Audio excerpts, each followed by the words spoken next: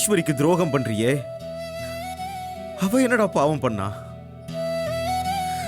ரம்யா உன்னை நினைச்சு அழுதுட்டு இருக்கிறத விட கொடூரமானது ஈஸ்வரி உன்னை நினைச்சு சந்தோஷப்படுறது. அது பொய்ன்னு தெரிஞ்சா ரம்யா என்ன நிலைமையில இருக்காளோ அதை விட மோசமான நிலைமையில ஈஸ்வரி இருப்பா.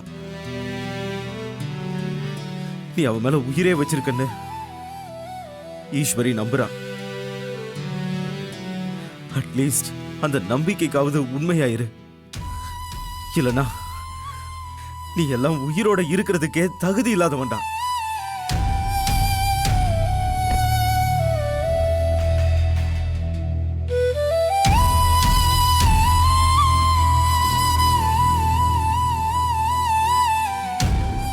என்னங்க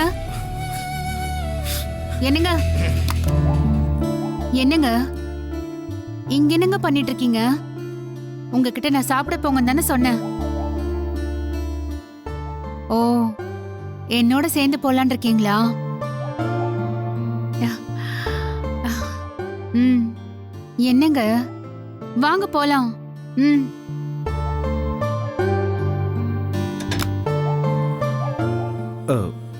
ஈஸ்வரி, உன்கிட்ட ஒன்னு சொல்லணும். என்னது? அது சொல்லுங்க. பாரு, அது வந்து நான்... ஐயோ, என்னாச்சுங்க? ஏன் ஒரு மாதிரியா இருக்கீங்க? ஏதோ சொல்லணும் நீங்க தானே சொன்னீங்க, அப்ப சொல்லுங்க.